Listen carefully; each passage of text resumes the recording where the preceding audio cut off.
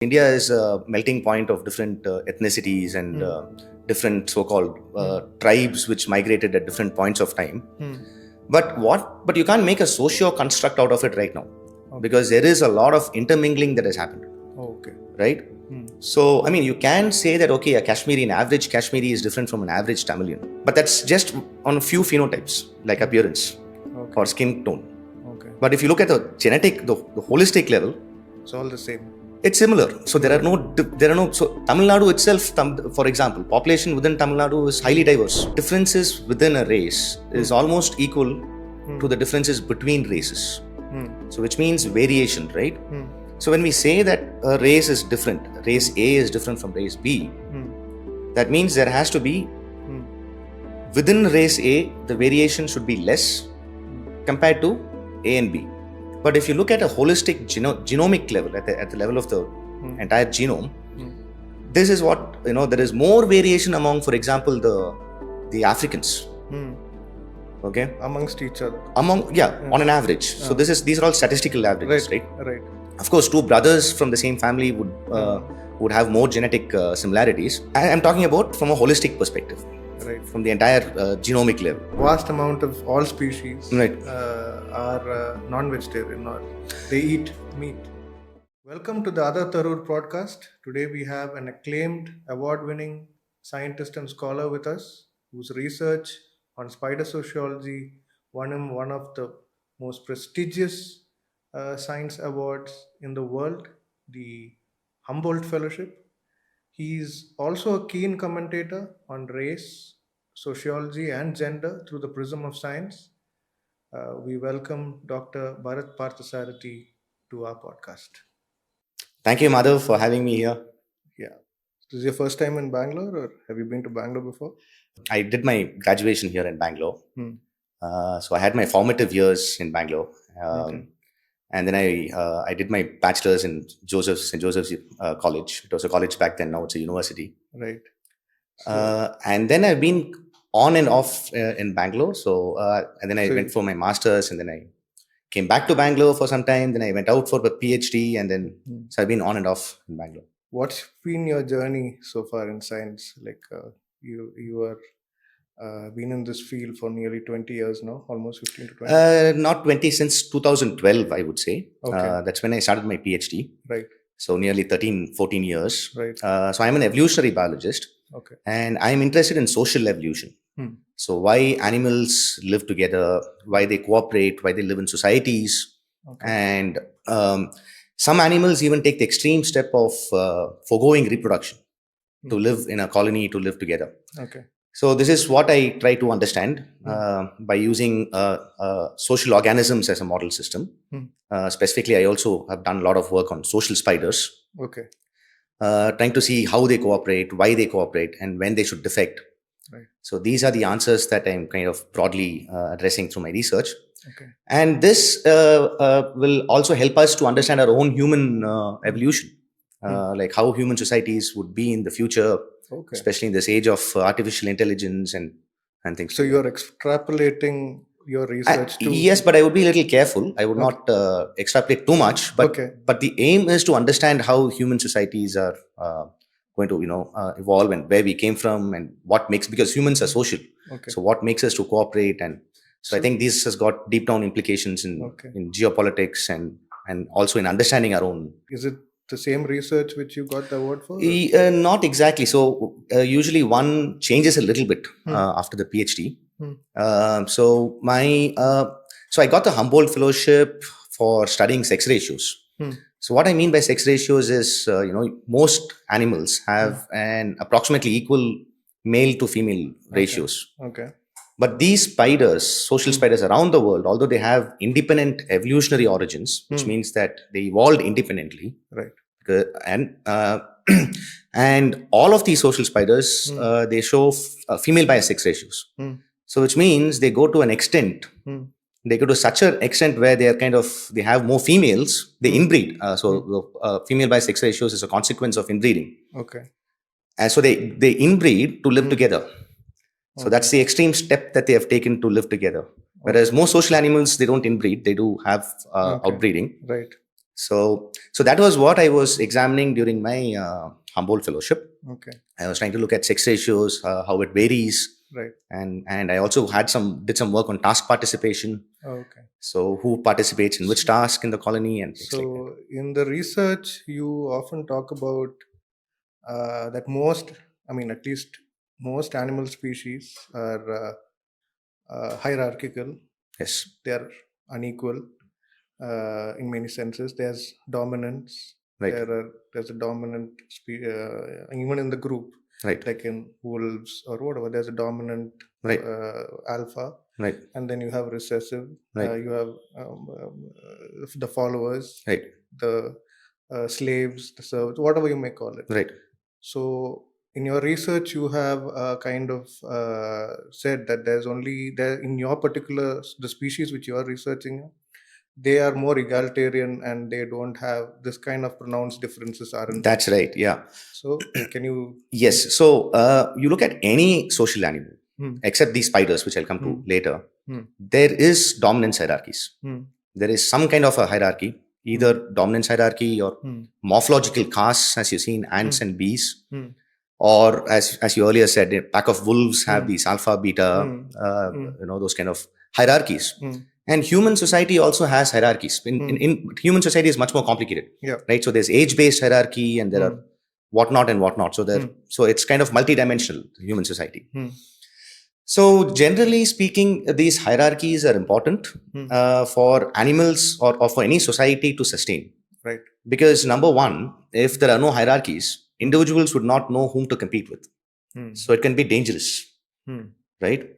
For example, you don't want an amateur to fight with a professional, because that's bad for the amateur. The amateur is going to lose. Okay. So hierarchies help in a way individuals to know where they should compete, with whom they should compete, and with whom they should cooperate. Okay. Right? That's one thing. Now, the other thing is, societies do not stably exist if there are no hierarchies. For example, to just put it in layman's term, imagine that 4-5 of us come together. We are all equals. We come together and we decide to build a house. Right. Now, who's going to do the tough job? Who's going to do the easy job? So there's going to be that kind of this conflict, right? That some people among the 5, one is going to be lazier, and that person would probably do. So you're saying that hierarchy is necessary for some kind of selection? It's necessary for the tasks to happen, right? Otherwise, there's going to be conflict on who's going to do the tough job, who's going to do these. Now, if you have a hierarchy, now you suddenly have a manager who kind of manages, who says, okay, this person does this work. Right. So so that's where you have these kind of dominance or all these kind of hierarchies kind of telling the social system what to do. So it's completely natural. It is natural. You see it in all animals, except the social spiders that I work on. Yeah. And they seem to be egalitarian. When I say seem, when you mean egalitarian, he means. Yes. So what I mean by egalitarian is, in layman's term, it's there are no hierarchies. Everybody is equal. Right. Like what the communists want. Okay. Right. An ideal world where everybody is equal and there are no dominance. There's no one superior, one inferior. Right. Right. So here these spiders, they seem to have an egalitarian, because we can't talk to spiders, so we don't really understand what is going on in their mind. But what appears to us is they have a egalitarian lifestyle, which means when you look at hunting, when spiders hunt, they seem to everybody seems to participate. So one of my earlier work showed that the one who is hungry is the one who hunts. Now this seems very intuitive, right? Because the one who's hungry is the one who's going to hunt. Okay. But that's not always true, because there are some specialists at hunting, which is which does a better job in hunting, so that would participate in hunting more often. Okay. And driven by state and all that, so that I'll not go into the details. Right.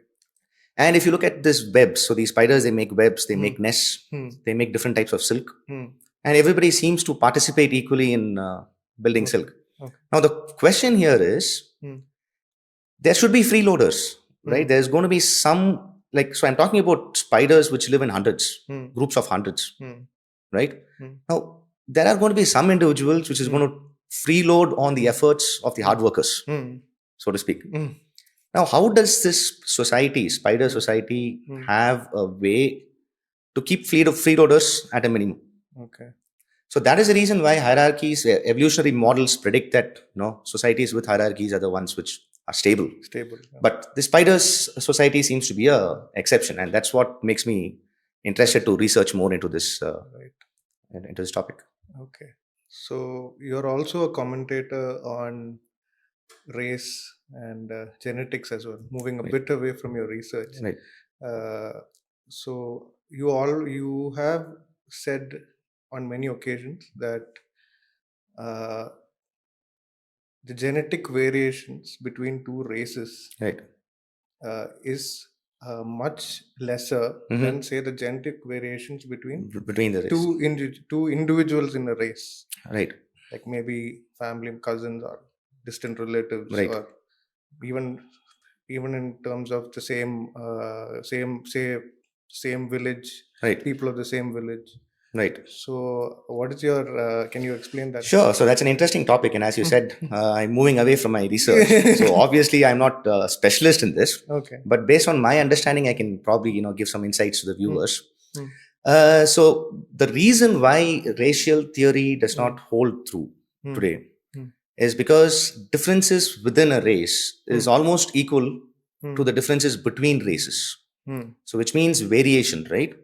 So when we say that a race is different, race A is different from race B, that means there has to be within race A, the variation should be less compared to A and B. So what I mean is, in layman's term, let's say there are 5 individuals belonging to race A, and there are another 5 individuals belonging to race B. Now, the variation between these 5 individuals in race A is supposed to be, or you would expect it to be lesser compared to the 5 individuals in A with B. Okay. Right? Now, in some obvious phenotypes like skin color, eye color, hair color, facial features, there are differences. I mean, we can immediately look at somebody and say which race they belong to. Okay. But if you look at a holistic genomic level, at the level of the entire genome, this is what, there is more variation among, for example, the Africans. Okay. Amongst each other. On an average. So these are all statistical averages, right? Right. Of course, 2 brothers from the same family would have more genetic similarities. Yeah. But I'm talking about a population level average. Okay. So there are more similarities. I mean, there are more variation among the African race than there is variation between the African and the Caucasian, for example. Wow. Right? I'm talking about from a holistic perspective. Right. From the entire genomic level. Okay. Of course, there are some, diseases which are linked with races, right? So, for example, you have these irritable bowel syndrome, which is more associated with the Jewish population, or even with the Westerners, the whites, right? And now we know that Indians, I don't know if we can really classify Indians as one homogeneous racial group, but the South Asians, so to speak, are much more prone to heart attack and diabetes. Okay. Right? So there are some diseases which are linked with races. Okay. But on the whole, the variation between a race is almost similar to variation within a race. Oh. Okay. So that's the reason why racial theory, not many anthropologists nowadays are interested in taking the racial, the theory forward. Okay. And besides that, I'm just purely talking from a scientific point of view. So I'm not talking about the biases that are induced with race. So that's a different thing. Yeah. This is only through the prisms of science. It is only through the science. Okay. Yeah. So the racial differences between, say, a black person, African person, and an Indian is much lesser than the racial differences between Africans themselves and Indians themselves. I'm not saying not necessarily lesser. I'm saying there is no statistical significance. It's similar. That is what I mean. Okay. Right? Okay. So what I mean is the racial difference between 2 Africans is not lesser statistically than between an African and an Indian, for example. Okay. Then why do physical characteristics change? Sure. So that is the thing, right? So there are things which is which as I said earlier, you can look at somebody and then say from which race they belong to, because there is difference in skin color, So is it environmental? Is it? It could be environmentally driven. So there are some. So I was just reading some articles which said that the native Europeans 10,000 years ago had brown skin and blue eyes. Wow, really? Yeah. So somewhere the white skin is probably an adaptation to the environment. Okay. And of course that was selected for. Um, so that could be the reason why there are these obvious differences. But at the level of the genes, we don't see any significant difference between different races. Okay. So what about India? Like, see, there are so many there are so many now theories of different races within India. Yeah. You're saying that by and large all Indians have the same genes or genetical? No, there again. So I mean, we are not bacteria, no? So we don't we. No, not like that. I'm saying the genetic variation is very less. That's what I'm talking. No, see, that's the beauty of genetics. Genetic variation is there. Of course, India is a melting point of different ethnicities and different so-called tribes which migrated at different points of time.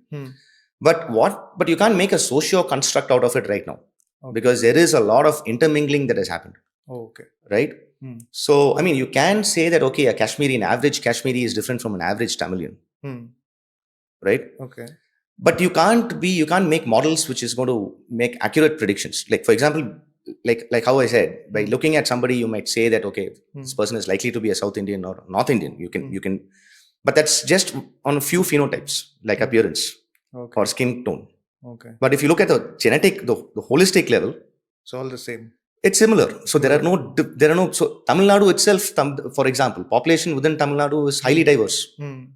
So there is a lot of variation within Tamil Nadu itself. Okay. Which is very similar to the variation between an average Tamilian and average Kashmiri. Okay. If you look at the entire. Okay. So you're saying the local variations can be. Yes. Almost. Yes. So that is the reason why we can't really have a socio-construct out of it. Of course, there are clusterings. There are some communities because of several centuries of endogamy. So they've been marrying within their caste and all that. So there are, but I'm talking from a pan-India perspective. You can't really say that a Gujarati gene is something which is very different from a Bengali gene, for example.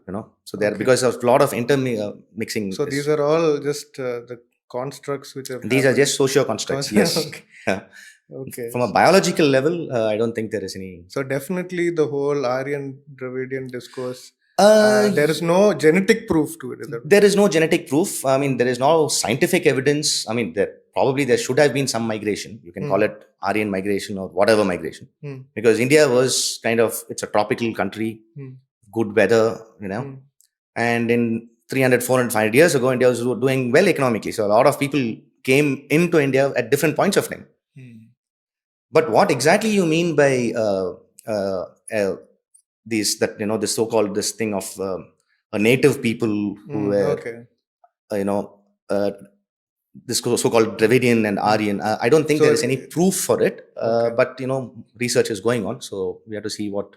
I'll be carefully watching what the outcome is. But but on a little bit human level, and we. Going back to the animal world, there are different kinds of species of animals. Like even in an elephant, there's African elephant, right? There's Asian elephant, right? There's even the monkeys vary, but all these are different species, right? But on a racial level amongst people, right? Why are we not classified as? That's a very good question. So the word species comes when this human beings have this desire to classify things, to compartmentalize things, right? If you go and see, the nature is a continuum, but we want to kind of classify. And so 400, 500 years ago, people started classifying animals. It's called taxonomy, right? Animals and plants and all living things. So those days, what a species is something which is obviously different, like a cat and a monkey. But later on, as we kind of, started looking at a lot of these organisms which resemble which look very similar, but they classified into different species because what is a biological species concept is if two organisms are not able to reproduce. Okay. Or even if they reproduce, the offspring is sterile. For example, a mule, right? A mule is a hybrid between a donkey and a horse. Yeah. Right? So donkey and horses are two different species. Yeah. Why? Because they can breed. They can give rise to a mule, but the mule is sterile. Oh, okay. Right? Okay. So biological species concept. So the mules can't reproduce. Mules cannot reproduce. They are But sterile. they are not a species on their own. They are not a mule is a hybrid. hybrid. Okay. It's a hybrid. Okay. But they cannot. Right. So that particular mule cannot sustain in its population. Okay. If there are no horses and donkeys, because mule is not able to reproduce. Oh, okay. Right? Okay. So that is what a species means. Species means that two organisms, if they belong to different species, that means they cannot reproduce.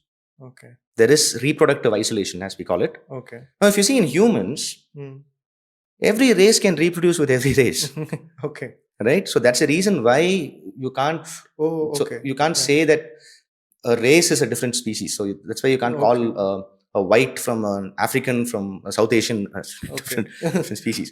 Because we are all just one, basically. That's what he's saying. Biologically, yes. Biologically, yes. There are cultural differences, definitely. But biologically, yeah. What about Homo sapiens?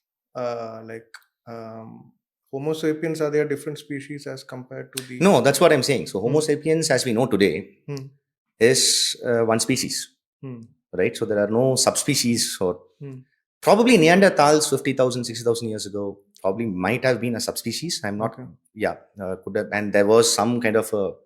Right. hybridization that was happening. Hybridization means like intermixing. Okay. Happening between the Homo sapiens and the Neanderthals. Okay. Right. So basically, Homo sapiens are the only species around of humans, and all the right races, now, yes, all the races are all part of that. Are all part of that. And what about the other species of humans? They've all died out, is it? So there were some species earlier, like Homo habilis, Homo erectus, and all that, and they all died out because probably there was also changing environmental conditions. Right. And I heard this very interesting thing. I don't exactly know whether it is erectus or habilis. So but one of the species... For some context, Homo erectus, Homo habilis are all different. All were different species of humans who have died out many millions of years ago. No, many hundreds of thousands of years hundreds ago. of thousands of years ago. Yeah. And now Homo sapiens are the only... Now Homo sapiens are the only existing species. So for example, coming back to what I was trying to say, so I don't exactly know which species I'm talking about, but I think it was habilis. So those individuals, they didn't have this freedom of rotation of hand. Okay. So they were just because the radius and ulna is thin in Homo sapiens, right? Which allows you to rotate your wrist at the cost that when you fall down, this is probably the first bone that is going to get fractured. Oh, okay. Right? Because the radius and ulna is much thinner. Right. Right? And you need this thinness to rotate your fist. True. Right? At the cost of a fracture when you fall down. Okay. Now, one of these species, habilis or they had a very thick radius and ulna, and they were not able to rotate. So, which means they were not able to throw spears. Okay. But they were very powerful because the thing was very thick, right? Right. So they can deliver a very major stab. Okay. With great force. Okay. But that was in close contact. Okay. Now, so there are hypotheses, there are theories that probably this habilis and the current the Homo sapiens probably lived together in the present day South Asia or somewhere in those. Is it? And there was some kind of a conflict. These are hypotheses, we don't know, but it's nevertheless interesting. Okay. And they had a conflict where so they were almost similar in the build. Probably the habilis was a little bigger, but the reason this small advantage that the Homo sapiens had means that they could fight with them without getting too close. They can just throw spears, right? Okay. And that gave an advantage, and over time, because of this advantage, the Homo sapiens excluded the habilis. Oh, okay. No, these are just theories. I'm just telling you how evolution goes on. right? Right. When two different species compete, one which has a slight advantage over time gets the advantage Get the and upper hand. will end up sidelining the other. Okay. So this is how evolution in action works. So I was just making this as an Right, example. right. Yeah. So coming back to India, Mhm. though now we have you have quite eloquently said that Aryans and Dravidians are basically the same, at least don't have much genetic variation. Uh, what about language families? Does it exist? Sure. There are different language families. Hmm. We have the Dravidian family. We have the Aryan, Indo-Aryan family. Hmm.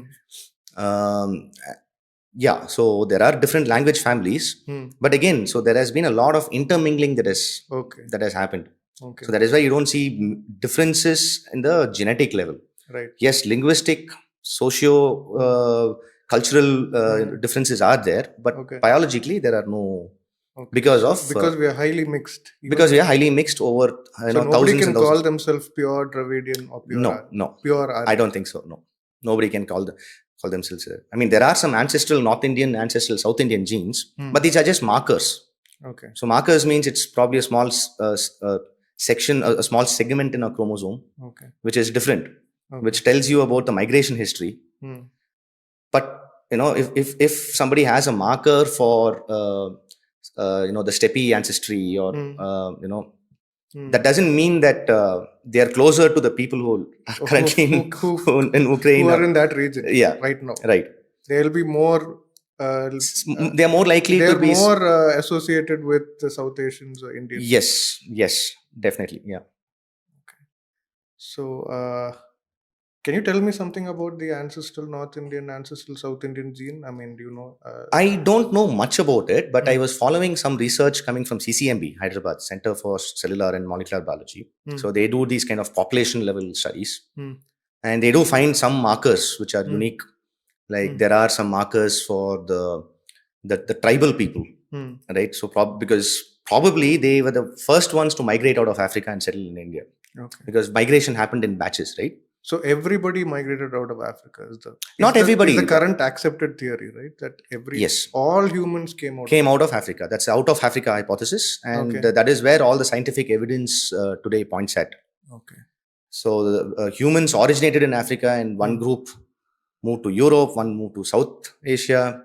Okay. And before that, they intermixed with the Neanderthals. Okay. That is why every human race except the African race. Neanderthals are another race of. No, Neanderthals, as I said, they existed 50,000. They were probably a subspecies. Okay. So they were these humans with this broad forehead and very thick eyebrows. Right. Those kind of people. Right. They lived 50,000, 60,000 years ago. Okay. I think. I mean, the last known was around 50, 60,000 years ago. They went extinct. Let me put it that way. Okay. But they did mix with the Homo, our current Homo sapiens, except the Africans. So the present day Africans don't have Neanderthal genes. Right. Every other race, be it Mongols, be it Caucasians, South Asians. Okay. I'm not very sure about the Aborigines. Probably they too have. I'm not very sure. But every other race has got 2.5% Neanderthal gene. Okay. So that is interesting. So there is some kind of hybridization. Right. So humans, they originated in a present form, originated in Africa, and then as they moved out of Africa, they started intermingling with Neanderthals. Okay.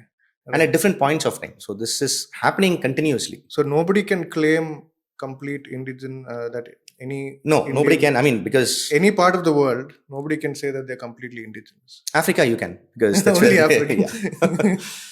Okay. But it all depends on, some countries don't have this complex migration history like India. India has got waves of migration happening in different points of time. So, of course, we are much more interested. Whereas some other countries, if you look at Fiji or some, probably there have been 1 or 2 or 3 migration events, and that's all. Right. Right. So, that's why people are more homogeneous there. Right. But the entire narrative, why this narrative, this Dravidians and Aryans and is interesting, is because we had several, migratory patterns, events, so to speak, episodes. Okay. People coming in at different points of time. Okay. Yeah.